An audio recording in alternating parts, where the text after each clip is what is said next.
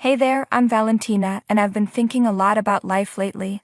I'm big on being independent, thanks to my amazing dad who raised me that way. But things got a bit complicated recently when I had some issues with my not-so-friendly mother-in-law. Let me tell you how my husband Alan and I met. We were interns at the same marketing job when I was 24. We became good friends, and as you can guess, spending more time together made us fall deeply in love. So when we found out we were expecting a baby last year, we couldn't resist getting married. Some might think it was just because of the baby, but we genuinely wanted to make it official. It was a special moment, and the only person who knew beforehand was my best friend, Kara. When we told our parents, the reactions were different. My family isn't your typical Hispanic family. My father started with very little but built a successful company despite facing challenges as a person of color. He always encouraged my mom and me to break stereotypes and chase our dreams. Because of our unique background, my parents were totally fine with us eloping and getting married. They were genuinely happy for us, and when we shared the baby news, they were overjoyed. However, Alan's parents didn't seem as thrilled. They weren't as engaged or excited about our marriage like my parents were. A week after we shared the news, my parents came over to our apartment for dinner, bringing their blessings and excitement. We invited Alan's parents too, but they didn't show up. Fast forward to my second trimester, and Alan's parents finally decided to visit us while they were in town for a friend's wedding. We all had dinner together at our place, but it was awkward. I was really looking forward to getting to know them better since we're family now, right? During dinner, Alan's dad kept asking questions about my dad's company, which made me uncomfortable. Alan's mom, Elaine, seemed especially focused on me, and it was clear she wasn't on my side. She made sarcastic comments that made me realize winning her over wouldn't be easy. But I knew I had to try for Alan's sake, because family means everything to him. The dinner was a disaster, and Elaine made it clear she wasn't happy. But I did my best for Alan, even though it was tough. Life went on, and Alan stayed busy with his marketing job, but dealing with his parents, especially Elaine, wasn't easy. While I was taking time off due to my pregnancy, we were about midway through the third trimester when my best friend Kara suggested it was time for a baby shower. We loved the idea. Being someone who loves to go all out, I wanted it to be the most amazing baby shower ever. We decided to invite all our friends and, of course, both of our families who hadn't met each other yet. It seemed like the perfect chance to bring everyone together. Kara, who's great at event planning, found us a beautiful, spacious botanical garden venue since our apartment couldn't fit so many people. About a week before the big day, we sent out invitations to all our friends and family, and both of our families confirmed they'd be there to celebrate with us. Both sets of parents arrived in town the day before the baby shower, and I had an idea. I suggested that we take them out to dinner to get to know each other in a more private setting before the big event. I thought it would be a great way to help everyone feel more comfortable before the baby shower. But little did I know, this plan would completely dampen my mood for the upcoming celebration. We made dinner reservations, and my mom was the first to arrive. I asked her where Dad was, and she said he got caught up with something important. As we were catching up at the table, Alan's parents joined us.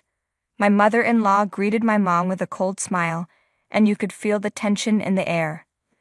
Then my mom got up and shook hands with my father-in-law. "It's nice to meet you, Mariana." "Ah, nice to meet you."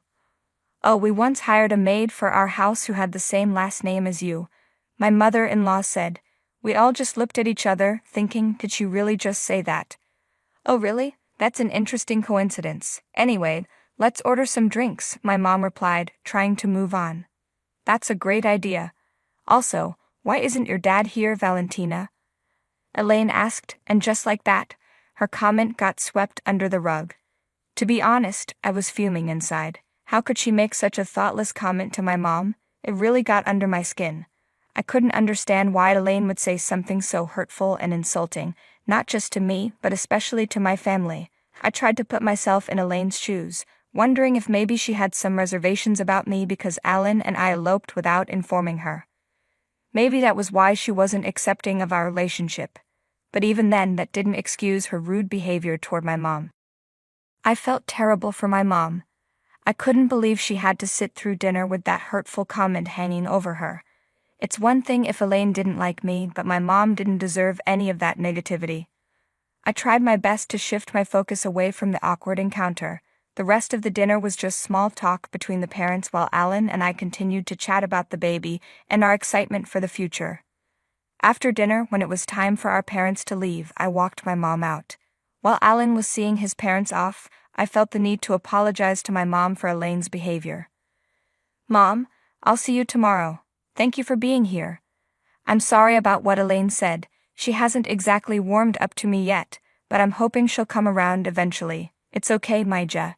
You're a wonderful girl, and I know you'll win her over in time. Your dad and I will see you tomorrow. Get home safe. Bye, Valentina." "Bye, love you. Tell Dad his presence was missed." The car ride home was just as awkward as the dinner. I was really hoping Alan would say something about his mom's behavior or at least explain it, but he didn't bring it up, and I was surprised. I decided not to confront him at that moment because I didn't want to ruin the baby shower. I figured I'd talk to him about it after the event, hoping we could sort things out then. So we got home, tried to sleep off the tension, and woke up to the big day, the baby shower. We reached the venue around noon, and Kara was already there, busy setting everything up with the workers. She was doing an amazing job, and the place looked incredible with balloons, confetti, flowers, decorations, glitter, and sparkles everywhere. Guests started arriving at 2, and Alan and I were on hosting duty, trying to make everyone feel welcome. But just as my parents showed up, Alan's parents walked in too, and I wasn't sure how to feel after the drama from the night before. I was still upset with Alan, but I kept my cool for the moment. Then, to my surprise, Elaine decided to break the ice. "Hello, Mariana. Hello, Manuel.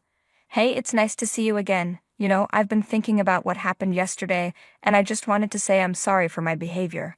It was totally uncalled for. No worries, it's nothing we can't move past. Let's just move forward and enjoy today, okay? This is my husband, Manuel. Manuel, meet Elaine. It's nice to finally meet you in person, Manuel," Elaine said. "Likewise, Elaine. And oh, Mr. Herrera, this is my husband, William. Actually, William knows all about your company. Back in the day, you were quite the talk when you were up and coming. Nice, I know your husband too." "The world is so small," my dad responded. "Ah, what? You know my husband, William? Have you guys met before?" Elaine asked, surprised. What just happened? It turns out that not only was Elaine caught off guard, but all of us were totally shocked to find out that William and my dad already knew each other. "You've got to be kidding, right? How do you know him?" I asked. "Well, he works with me." "Wait, hold on, none of us knew this. Dad, you have some explaining to do. Fill us in, please." "He manages my $50 million portfolio," my dad admitted. "What about that job with Christopher? Weren't you managing for him, William?" Elaine questioned. "Couldn't we just talk about this when we get home?" William replied. "Dad, why didn't you tell us about this before? You've been keeping this a secret from us?" I asked, still trying to understand what was going on. "Yeah, how did this even start?" Alan added. "It's not like that. It just never came up. Let's not make a big deal of it, okay? You have guests waiting," my dad said, trying to move on. Wow, what a whirlwind of a day it had been. The revelation that William and my dad knew each other took us all by surprise, and it just got swept under the rug during the baby shower. But honestly, I couldn't stop thinking about it. My father-in-law had been working for my dad. Why didn't William mention it last night when Alan brought up my dad at dinner? And did my dad already know him before hiring him? So many questions were swirling in my head. Despite the lingering mystery, the baby shower went well, but that topic was like an elephant in the room. Alan and I could no longer ignore it. He even told me that we needed to talk about it because he had no idea either. After the party wrapped up and we got home, we both decided to make those calls, individually of course. Alan called his dad and I called mine. We retreated to separate rooms and made our respective calls to our family members. We agreed that after talking, we'd compare notes and figure out the truth. "Hey, Dad. Maija, you should be resting. Today was a long day and the baby's due soon." "I know, Dad, but I just wanted to talk to you about something first. How long has my father-in-law been working for you?" "For about a month now. I didn't realize he was your father-in-law when I hired him. It was just a coincidence. I mean, how could I possibly know? He had just been fired by his management team. and I gave the poor guy a chance. He knew all about you though.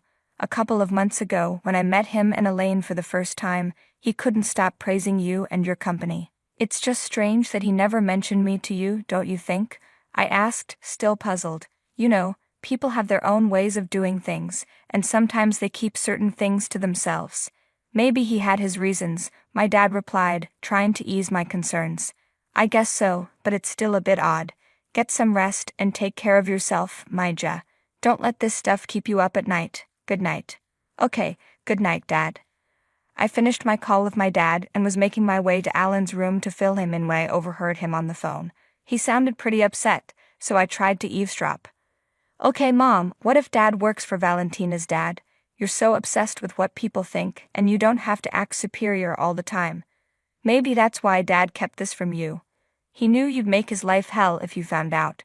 I tried to let go of that Mariana incident, but you really went overboard, Mom. Insulting people won't make you better than them. I love Valentina and I won't defend you again on this. Just get over it and accept her. Maybe apologize to her. Yeah, okay, bye. Once Alan was done, I played it cool, pretending I didn't hear a thing. We exchanged stories about our conversations with our respective parents, and I was completely honest, as was Alan. He addressed his dad's job situation. His dad had been in a tough spot, going through a rough patch after getting fired. William lucked out and got selected for my dad's job that he had posted about. He didn't mention it to Elaine and the rest of the family, knowing she'd flip out.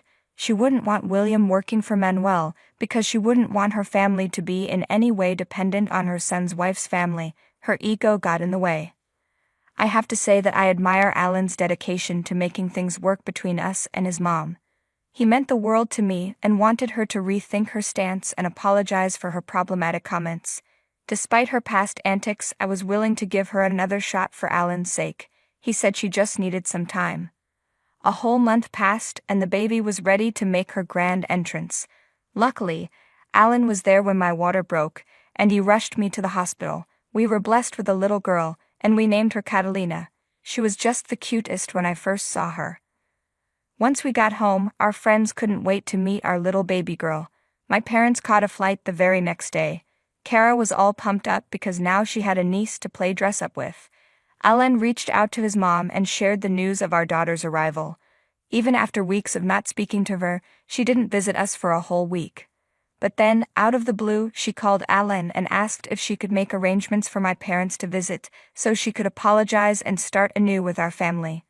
I called my folks and asked if they could drop by for a day, and they were totally up for it. We were over the moon, feeling super strong as a couple and soaking up all the happiness.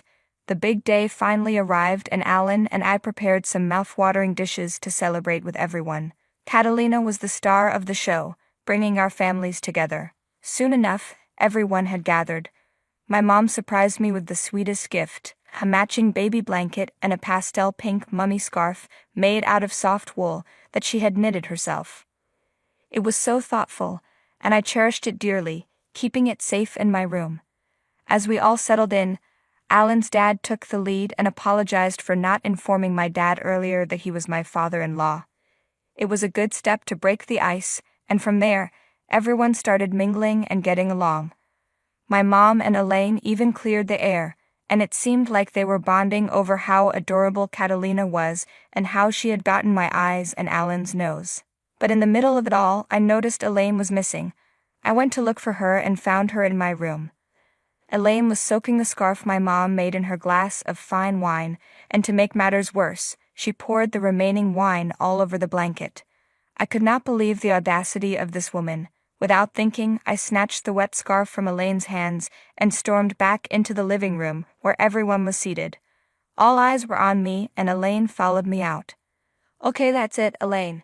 You've been driving me nuts since day one, insulting my parents, acting all high and mighty, and now ruining this sweet gift from my mom. You've been nothing but bitter, and you've treated me like trash. What the hell, Mom? What did you do now? Alan interjected. She ruined the present my mom got us. How immature is this? Why are you doing this? Being this petty isn't making you look good, you know. I've given you way too many chances. I've seriously given it so many tries to let go of the past and move on, but it's like you're stuck in your ways, huh? I've been putting in the effort to build a connection with you because I genuinely care about your son. I've put up with all the nonsense, but it's like you're not even willing to hear me out. You're just so set on trying to hurt me. I think it would be better if you just left and stayed away from my family. Alan, please, honey. You're my child, and yet you're the one who's acting like a child. We've tried to give you a chance to make things right, but you keep pushing it. I won't tolerate this behavior anymore. Dad, can you take Mom home? Elaine, maybe it's best if we go home now, William chimed in. Let me tell you, it was like a drama straight out of a reality show. When Alan put his foot down and asked his mom to leave, the whole room went silent. You could have heard a pin drop. Elaine's face turned white as a ghost, and she started bawling like a baby. It was like a soap opera unfolding right before our eyes. I have to admit, seeing the look on Elaine's face after her son asked her to leave was pretty satisfying.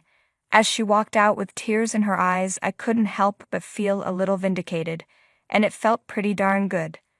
I always believe in treating people with kindness and respect, but sometimes some folks just need to learn their lesson the hard way. Alan was very apologetic to my parents, and honestly, they deserved it.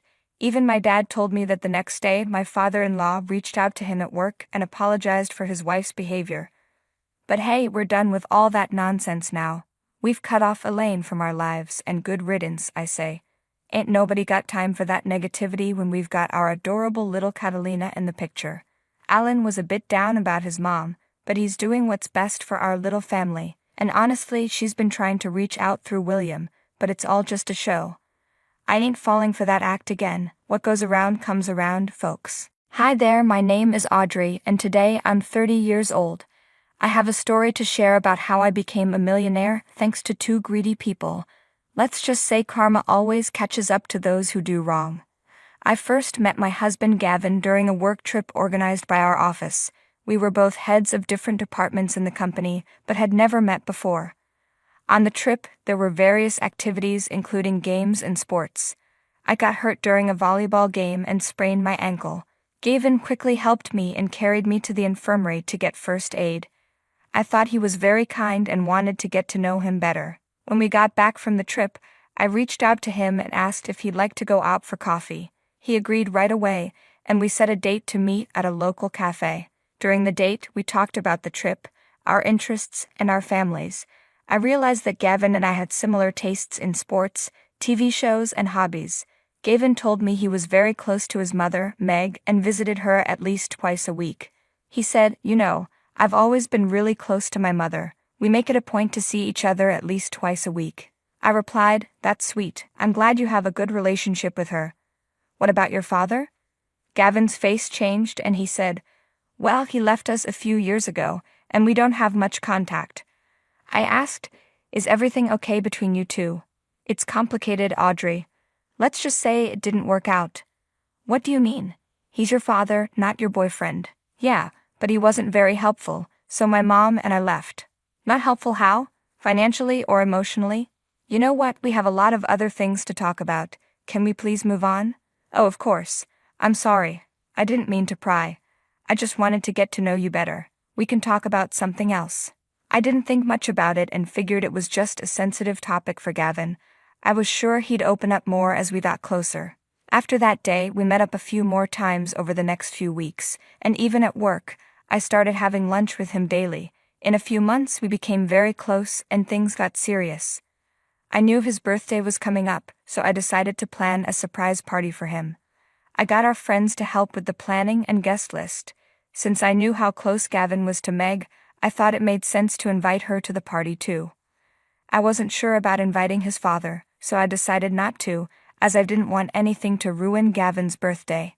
The day of the party arrived, and I finished decorating and setting up Gavin's apartment, then got the cake and food ready. Guests started arriving, and everyone was excited for Gavin to come. Just before Gavin was supposed to arrive, a middle-aged woman walked to the door. She was dressed in a fancy green evening gown and had a branded handbag. I walked over to her and introduced myself. Hello, I'm Audrey. You must be one of Gavin's close relatives. It's nice to meet you. How do you know Gavin? Oh, finally someone with some manners. I'm Meg, Gavin's mother, and yes, I'm the most important guest here. He's my son, you know. Of course, Meg. I didn't mean to offend you. Gavin talks so fondly about you. Please come in and make yourself comfortable. Well, I should hope so. I practically raised him all by myself. I hope you've done a decent job planning this party. I've put in a lot of effort, and our friends have been a great help too. I hope you enjoy it. We'll see about that. Just make sure you don't get in the way of my time with Gavin. He's my boy after all. Of course, I wouldn't want to come between you two. Gavin cherishes his relationship with you, and I respect that. However, Meg didn't seem impressed by anything I did. She loudly criticized the decorations and even started insulting the other guests at the party. I didn't react to any of Meg's actions and kept being polite, hoping she would eventually like me. Soon, I heard Gavin's car approaching, so I went outside to greet him. The surprise party went well, and Gavin was thrilled with the effort I had put in. We cut the cake and gave him our presents. Meg insisted on being next to Gavin in all the pictures, even the ones with just him and me. She also claimed her gift was the best, and Gavin would love it the most. To my surprise, Gavin didn't stop Meg from making a fuss. Instead, he catered to all her demands, making sure she was always by his side. When it was time for dinner, everyone took their seats at the table. Gavin stood up to make a toast, thanking everyone for coming to his birthday party. He said he had a very important announcement to make and was glad everyone was there to hear it. Before I could react, he got down on one knee, pulled out a ring, and asked me to marry him. I was overjoyed and cried happy tears before excitedly saying yes. Everyone cheered and congratulated us, but I noticed Meg got up and left the table. Confused, I pointed it out to Gavin. Babe, your mom left the table. Is everything okay? We should find her and get her blessing. She'll be upset if we don't. Gavin replied, But why do we need her blessing? This is our decision, isn't it? Babe, you know I always talk to my mom about important decisions. We're really close, and I value her opinion. I get that she's important to you, but isn't this about us? Shouldn't we make decisions together? Of course we do, but I can't ignore her. She means a lot to me. Can we just find her and talk to her about giving us her blessing? I started to feel concerned. No one should be that dependent on their parents, but I let it go because I loved him and wanted his mother to approve of me too. We searched for Meg all over the house but couldn't find her.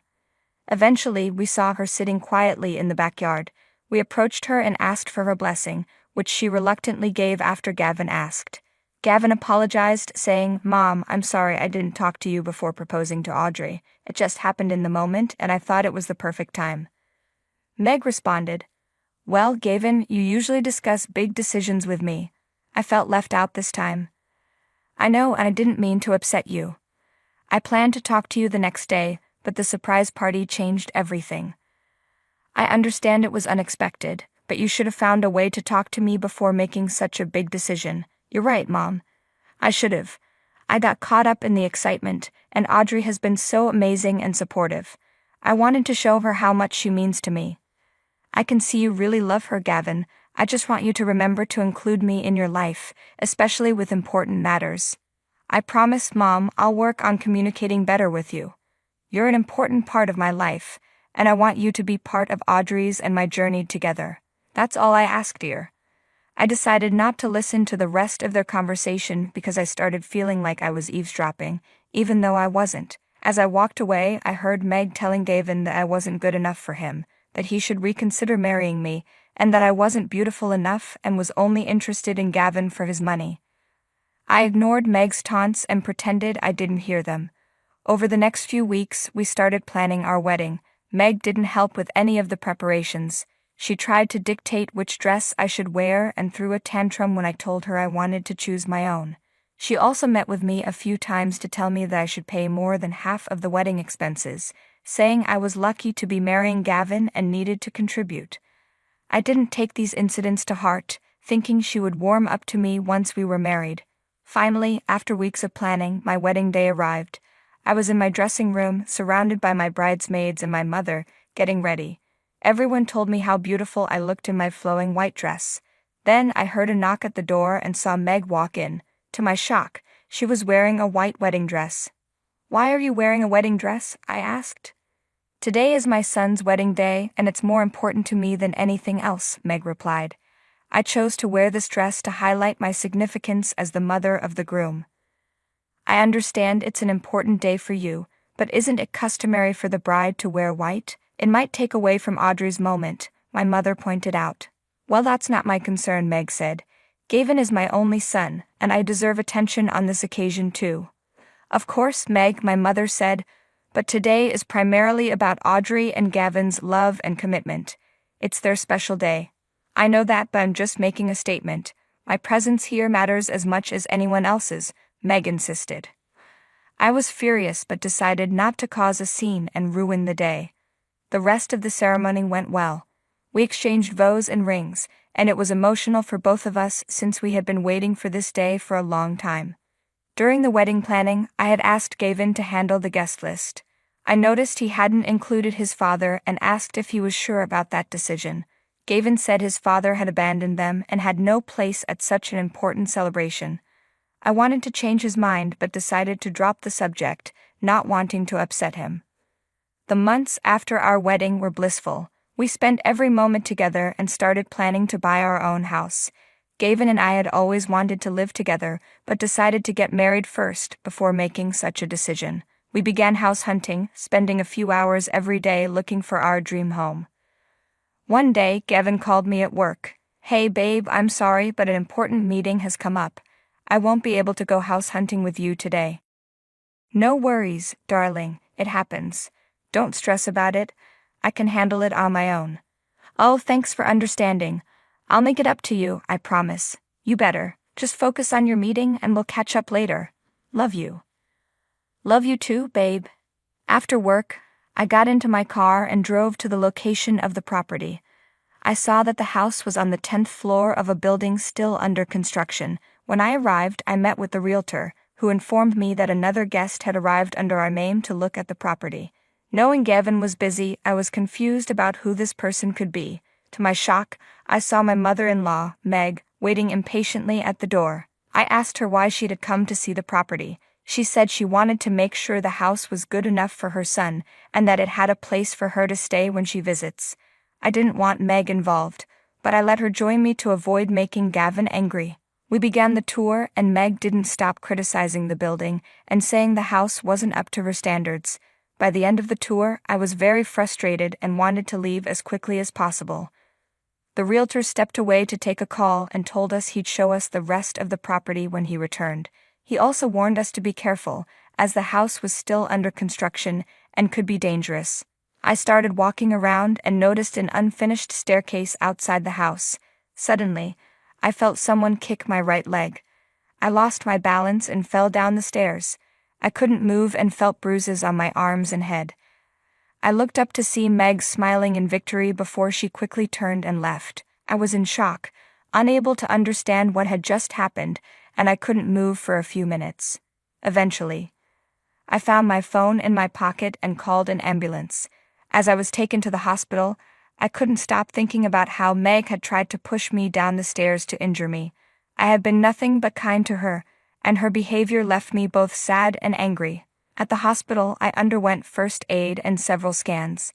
I tried calling Gavin multiple times, but he didn't pick up. The medication made me drowsy, and I eventually fell asleep. The next morning, I tried calling him again. This time he answered, but his reaction was far from what I expected. Instead of concern, he sounded angry and accused me of lying. I can't believe you're lying about this, Audrey, Gavin snapped. You expect me to believe my own mother pushed you down the stairs? Gavin, I'm not lying. Meg kicked me and I fell. She deliberately hurt me, I pleaded. You're just trying to cover up your actions. My mother said you were being aggressive. She would never hurt you for no reason, he retorted. I can't believe you're taking her word over mine. She's been manipulating you, Gavin, I cried. Stop it. She would never lie to me. She's my mother. I thought you loved me and trusted me. But now I need to be with her. She's in shock because of what you did, he said coldly. You're choosing her over me, Gavin? After everything we've been through? I asked, heartbroken. You brought this on yourself, Audrey. Maybe you deserve this for what you did, he replied. I couldn't believe what I was hearing. I began to cry and ended the call, overwhelmed with grief and disbelief. For the next 2 days, I was in shock. My injuries started to heal, and my parents visited, shocked at Gavin's reaction. My father suggested I look into Gavin's father, suspecting there was more to the story. Taking his advice, I hired a private investigator and contacted Gavin's father, Neil. At first, Neil was confused about who I was, but he soon understood the situation. I divorced Meg and left because she and Gavin were using me for my money. Gavin tried to steal from me by transferring my company into his name, Neil revealed. "Oh my goodness, I had no idea. That's terrible," I exclaimed. "Yes, it was a tough decision, but I couldn't let them take advantage of me any longer." "I want you to know that they're never up to any good," Neil warned. "Thank you, Neil. I believe you and I appreciate your help," I said. "I'm glad you do. I have a plan to handle this situation. I need you to get Gavin and Meg to visit you at the hospital tomorrow morning," Neil explained. "Why do you want them to come here?" I asked, feeling uneasy. "I need to confront them about their actions and protect you from further harm. It's time they face the consequences," Neil said firmly. Despite my fear and reluctance to see either Meg or Gavin, I knew I had to trust Neil if I wanted justice. I called Gavin and told him I had a special gift for him and Meg to apologize. I mentioned it was expensive and that I wanted to make sure they received it. Hearing the word expensive, Gavin and Meg readily agreed to visit the hospital. The next morning, Neil arrived at the hospital with flowers. I thanked him for his help.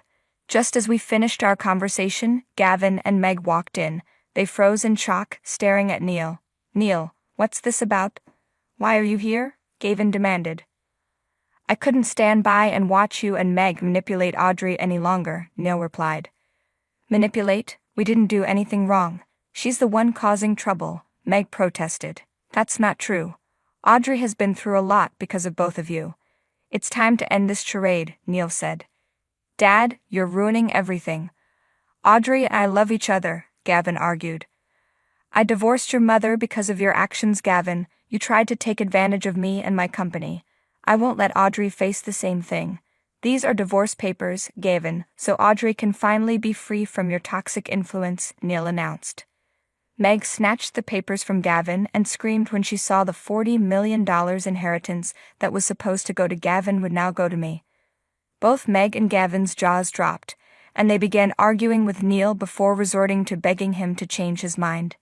Neil stood firm, telling them they deserved this for trying to hurt someone innocent like me. He then called hospital security to remove them from the room, and they were dragged out. I had gone through hell, but finally I got my revenge. Afterward, I maintained a good friendship with Neil, grateful for his help in ending the nightmare.